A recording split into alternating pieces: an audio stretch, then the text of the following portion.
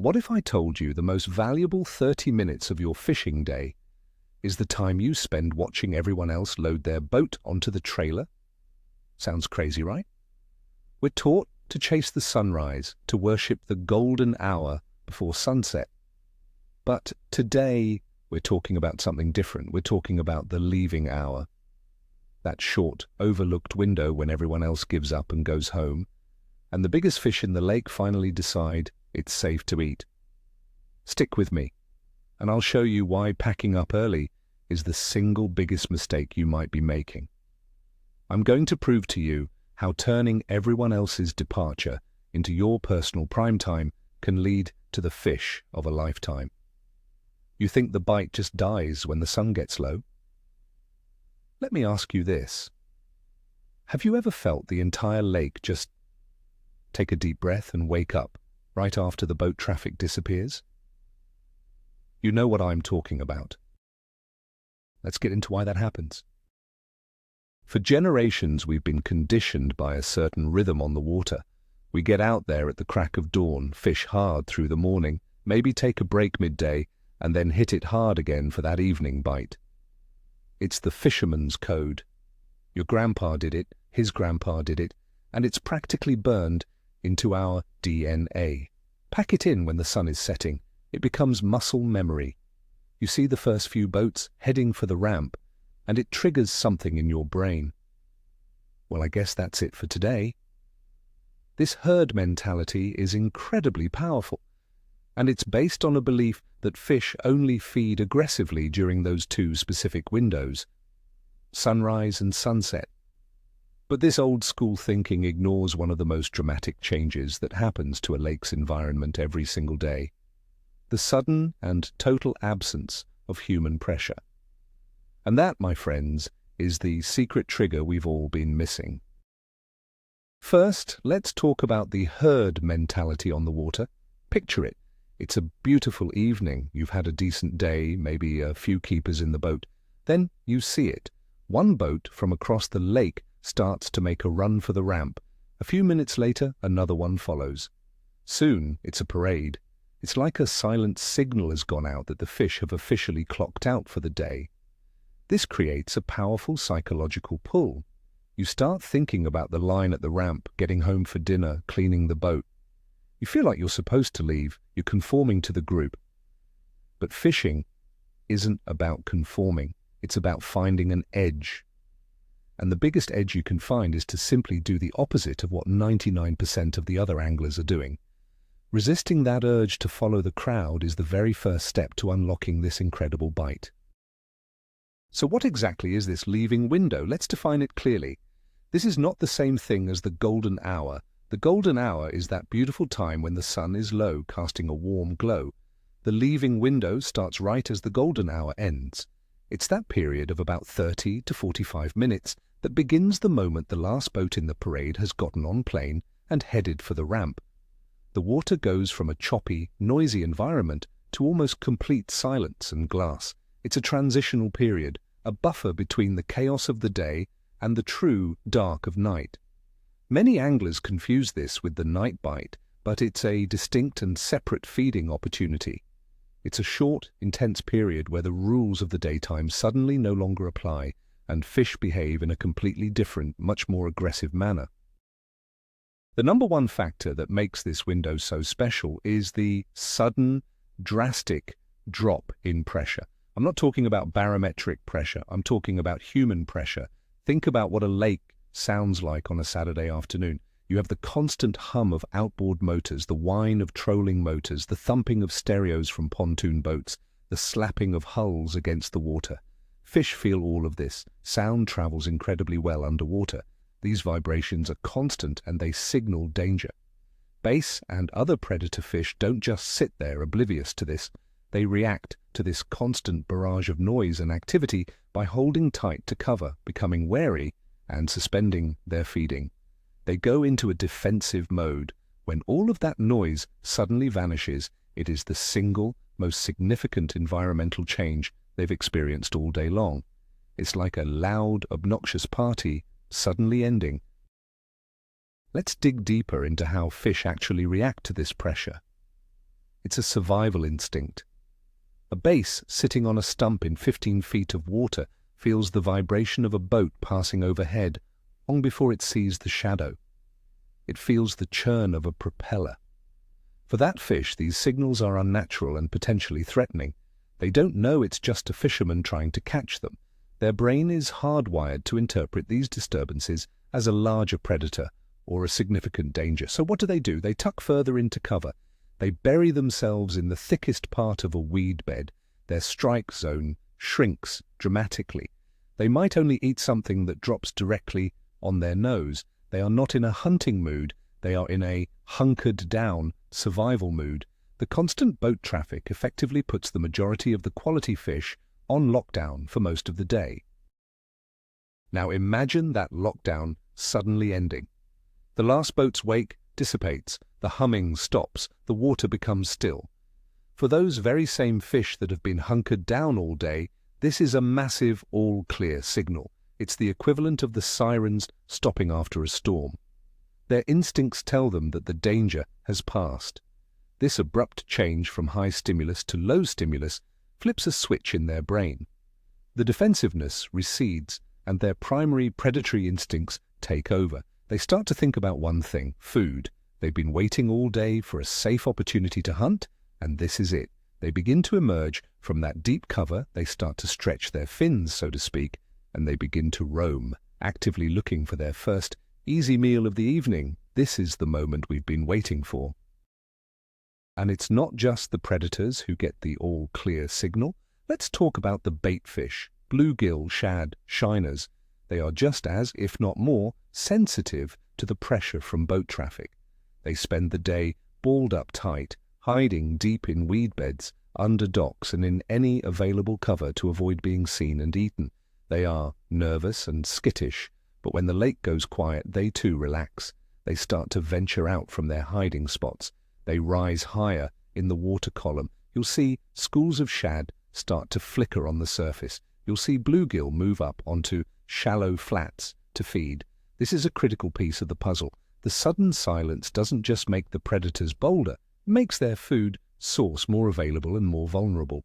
It's a double whammy that sets the stage for a perfect feeding event. So now you have the perfect storm for a feeding frenzy. You have relaxed, confident predators emerging from cover, actively looking to hunt, and at the same time, you have vulnerable, exposed baitfish moving out into the open. It is the absolute easiest hunting opportunity a big bass is going to get all day. I've seen it happen more times than I can count. You'll be sitting on a quiet point thinking the day is over. Then, as if a switch was flipped, the surface of the water starts to pop and boil with baitfish. A second later, you hear that unmistakable thwack of a big fish chasing them down. The entire ecosystem of a specific area can come to life in a matter of minutes, all because the human element was removed from the equation. It's a natural, predictable event that most anglers miss because they are already at the boat ramp. Here's a hard truth. The golden hour light might be a bit of a red herring. We've become obsessed with it. We take beautiful pictures and we're told it's the magical time. And yes, low light is good for fishing, but on a heavily pressured body of water, the change in sound and vibration is a far more significant trigger for fish than the specific angle of the sun's rays. A fish that's been terrified by boat traffic all day isn't going to suddenly throw caution to the wind just because the light got a little softer. But it absolutely will change its behavior when its environment goes from loud and threatening to silent and safe. The silence is the real trigger. The beautiful sunset is just a coincidence of timing. You need to stop thinking about the light and start thinking about the noise. Let's bust a common myth, the night bite. A lot of guys will say, oh, you're just talking about the start of the night bite. But that's not quite right. The leaving window is a distinct event that happens during the transition to night. True night fishing often involves targeting fish that have moved into specific nighttime haunts, often feeding in deeper water on different forage. The leaving window is all about that initial push of fish moving out of their daytime sanctuary and onto the first available, easy feeding grounds. They are often much shallower and far more aggressive during this 30-minute blitz than they will be later in the dead of night. It's a short, intense feeding spree to grab an easy meal before they settle into their nighttime patterns. By targeting this specific window, you are capitalizing on their peak aggression. So what's the game plan? It's incredibly simple, yet it requires discipline. The strategy is to outlast them. Outlast everyone. When you see that parade of boats starting to form, that's your cue to get ready, not to leave. Resist the urge to follow. Your new mantra should be last one off the water. Use that time while they are all leaving to slowly motor to a high percentage spot that you know holds fish. It could be a long, tapering point, a saddle between two islands, or the outside edge of a deep weed line. Get there, shut everything down, and just wait. Be patient. Let the lake settle, let the silence take over. This isn't about running and gunning, it's about a calculated ambush. You are waiting for the game to come to you because you know it's about to start. Positioning is everything during this window. You can't just be anywhere. As the other boats leave, you need to think like a predator. Where would a big fish move to first after leaving its safe house? Think about travel routes and ambush points. Main lake points that drop off into deep water are classic spots. Fish hiding in the deep water will pull up onto these points to feed. The corners of docks, especially the last one in a line, are perfect ambush spots. The outside edge of a thick milfoil bed is another prime location. Fish that were buried in the weeds will emerge and patrol that edge. Essentially, you want to be on the first piece of attractive structure or cover that is closest to their daytime sanctuary. You are intercepting them on their way to dinner. Now let's talk about lure selection because it has to change. During the day, with all the noise and commotion, you might have been using loud, rattling crankbaits or chatterbaits to get the fish's attention. But now, the environment is silent. A super loud, aggressive lure might actually seem unnatural and could spook a wary fish.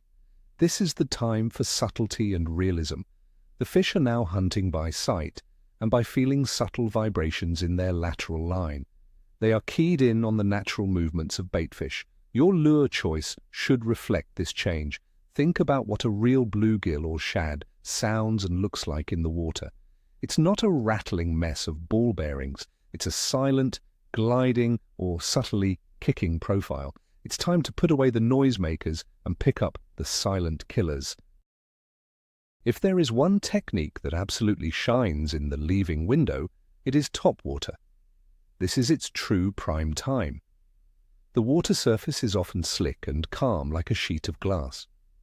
This creates the perfect canvas for a walking bait like a Zara spook, a subtle popper, or a gurgling buzzbait.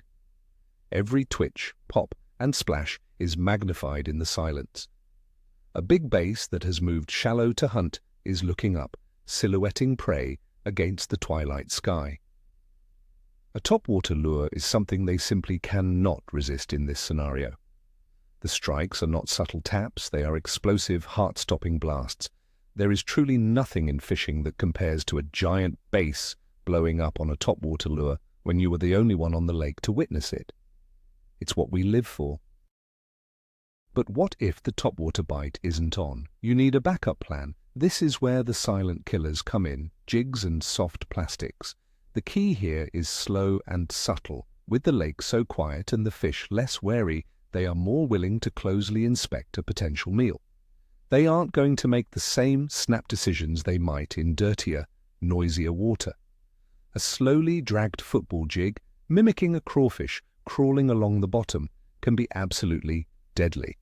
An even better option might be a weightless, soft plastic, like a Senko or a fluke. The slow, natural fall of these baits is irresistible to a bass that is actively, but cautiously, hunting. Let it sink on a slack line and just watch for that little tick in your line. It's a game of patience and finesse. One of the best parts about this strategy is that it forces you to read the water in a new way. With the noise and chop gone, all of your senses are heightened. You're not just a fisherman anymore, you're a hunter. You can hear everything. You can hear the slurp of a bluegill feeding on insects near the bank. You can hear the pop of a shad getting pushed on the surface 100 yards away. You can see the V-wake of a cruising bass patrolling a weed edge. These are the subtle cues that the ecosystem is alive and the predators are on the move. These are the clues that tell you exactly where to cast. You become far more in tune with the natural environment, and your instincts as an angler will sharpen dramatically. You start to see the lake for what it truly is. Let me tell you a quick real-world story to drive this home. I was on a popular tournament lake a few years back. It was a Saturday, and the boat traffic was insane. I had a tough day, caught a few small ones. Around 5:30, the parade to the ramp started. Everyone was leaving. I decided to stick it out. I went to a long, tapering point that had been getting hammered by at least 10 different boats all day. I just sat there for 20 minutes, nothing. The lake went dead silent. Then I saw some shad flicker on the surface.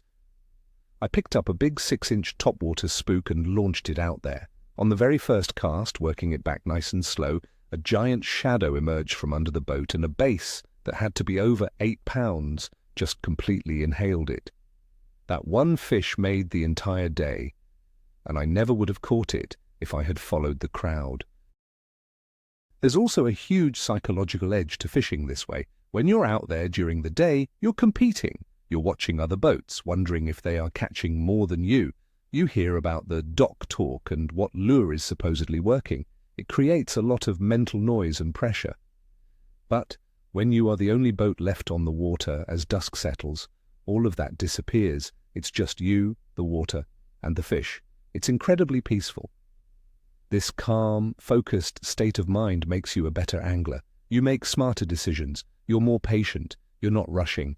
Your confidence soars because you know you have a secret weapon.